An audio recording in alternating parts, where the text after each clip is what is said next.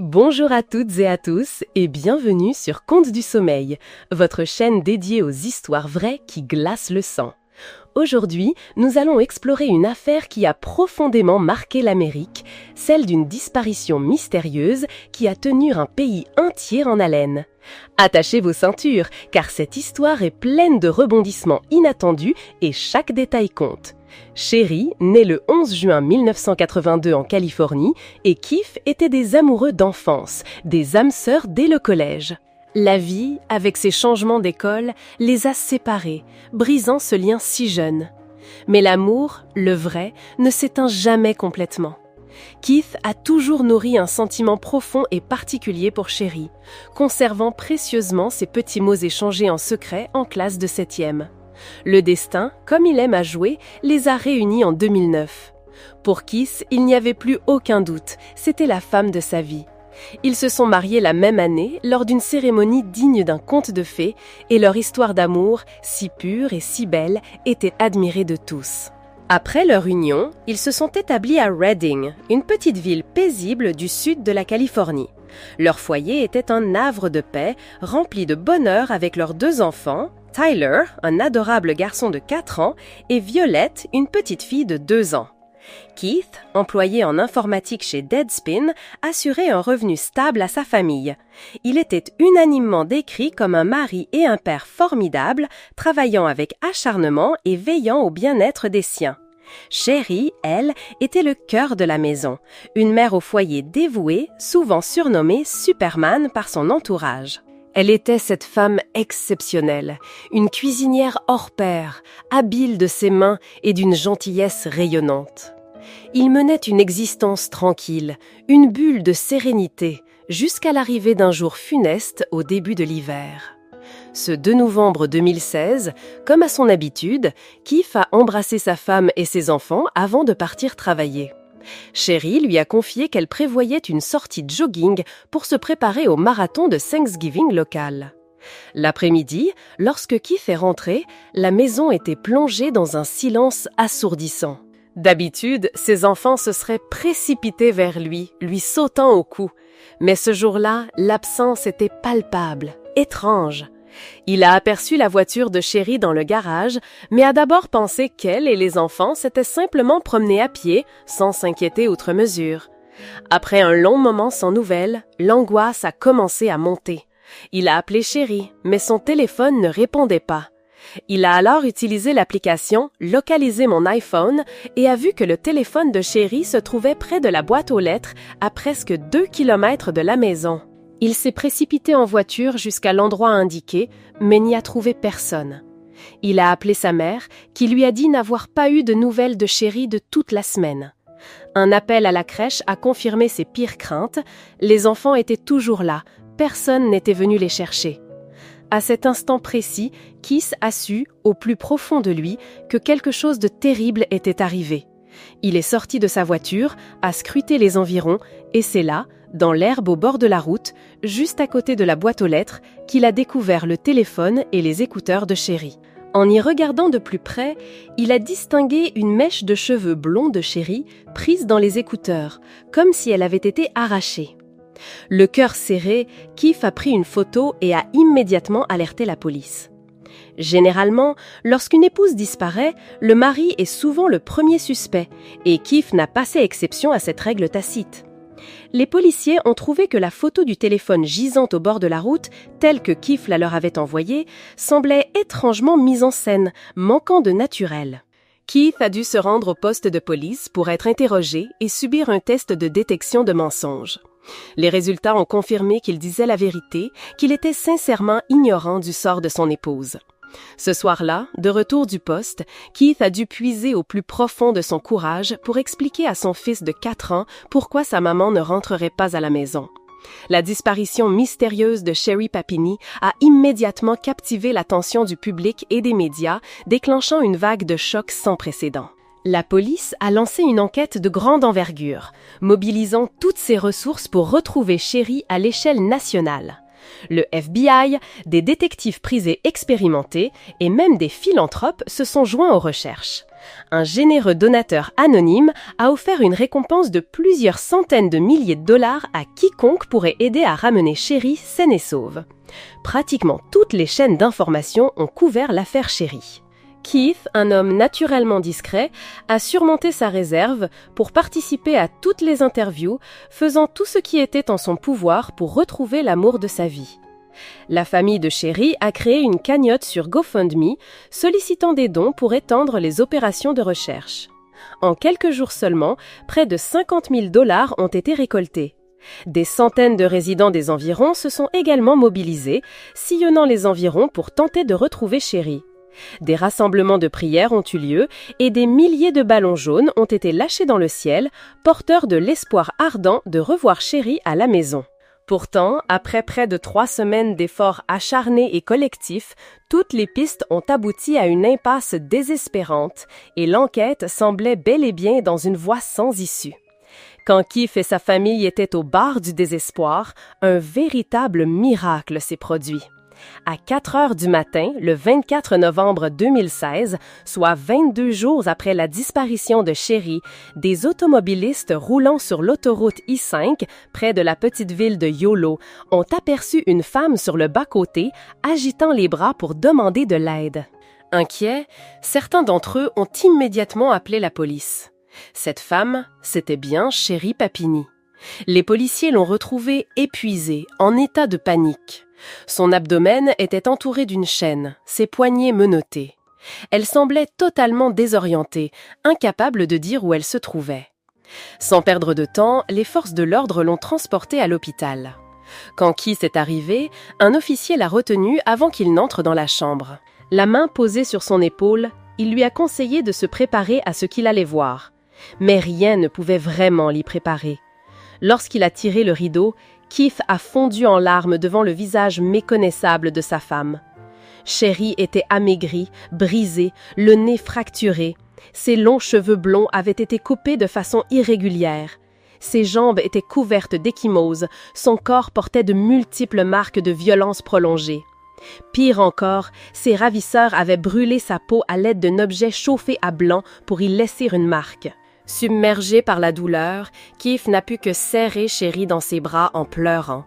Aux enquêteurs, Sherry a raconté qu'au matin de sa disparition, alors qu'elle faisait son jogging, 2 femmes masquées, d'origine latino-américaine selon elle, l'auraient menacée avec une arme et forcée à monter dans un SUV noir. Elle aurait été enfermée dans une pièce sombre, enchaînée à un poteau, battue et humiliée. Ces 2 femmes ne lui donnaient qu'un repas par jour et parlaient toujours espagnol entre elles. Elle lui aurait expliqué qu'elles allaient la vendre à un client d'un réseau criminel. D'après Sherry, ce serait à la demande de ce mystérieux client qu'elle l'aurait maintenu de force sur une table pour lui infliger une marque au fer rouge. À la question des policiers sur les raisons de sa libération soudaine, Sherry a dit l'ignorer. Elle a simplement raconté qu'un jour, elle avait entendu une violente dispute entre ces 2 ravisseuses, suivie d'un coup de feu. Peu après, la plus jeune serait venue la recouvrir d'un sac noir, l'aurait conduite en voiture pendant plusieurs heures avant de la déposer près de l'autoroute. Là, Sherry aurait réussi à retirer le sac et courir sur le bas-côté pour chercher du secours. La police a rapidement diffusé des portraits robots des 2 femmes décrites par Sherry et déployé d'importants moyens pour les retrouver. Mais très vite, des zones d'ombre sont apparues dans l'affaire.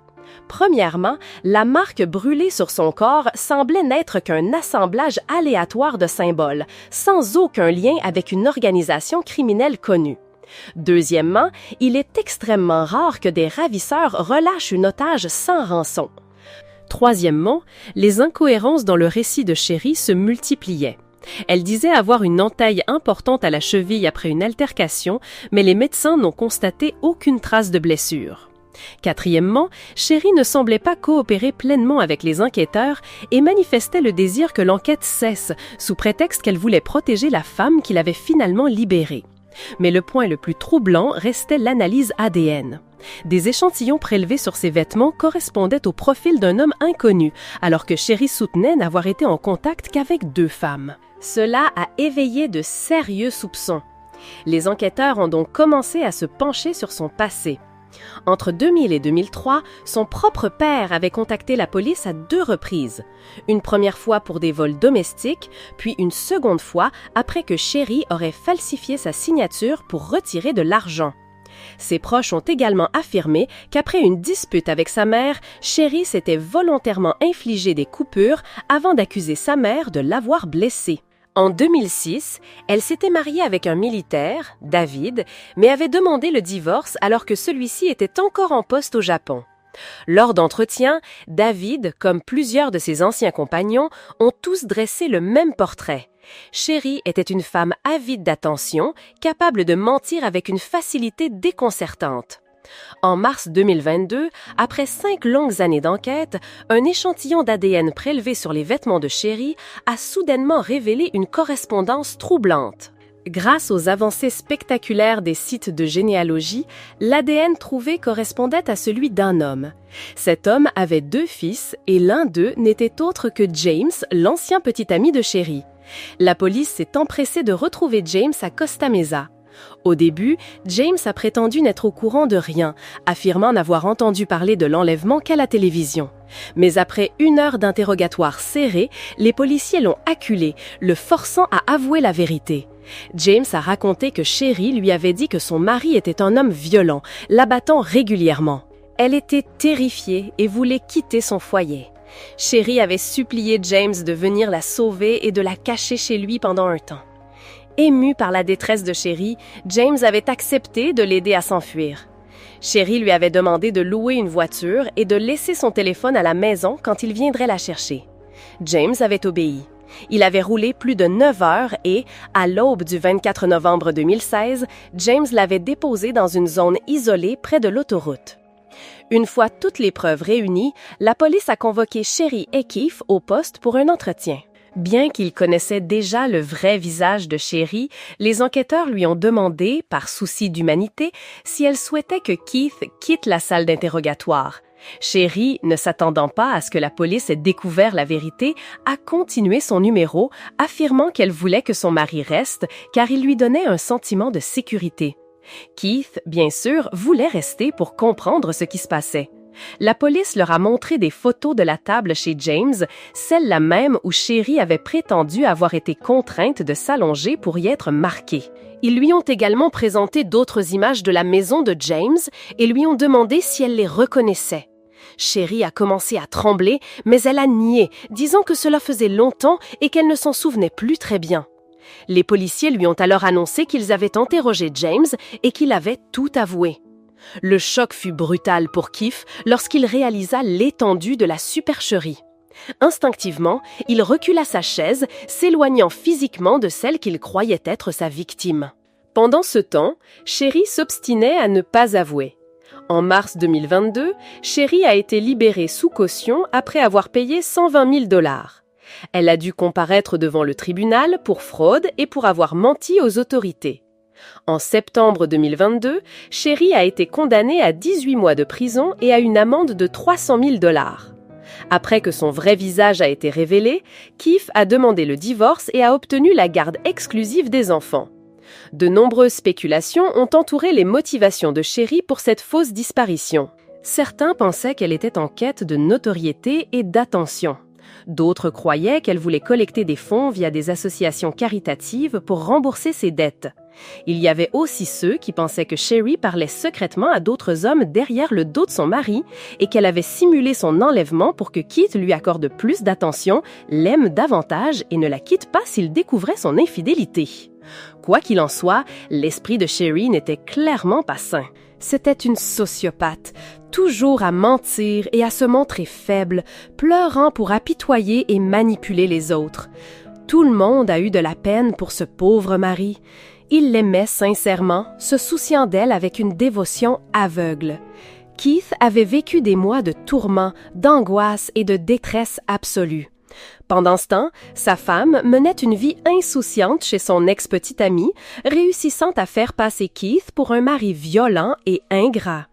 Jusqu'à la dernière minute, Keith a continué à croire en sa femme et à la soutenir. Imaginez le choc. La douleur, le sentiment de trahison qui a dû le submerger lorsque la police a brisé son monde en révélant l'horrible vérité.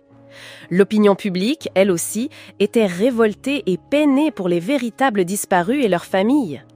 Les sommes considérables et les efforts déployés par la police pour retrouver Sherry auraient pu être utilisés pour sauver de véritables victimes d'enlèvement à cette époque. La peine infligée à Sherry semblait dérisoire face à l'ampleur des dommages causés par ces actes fous et égoïstes, une parodie de justice pour tant de souffrances.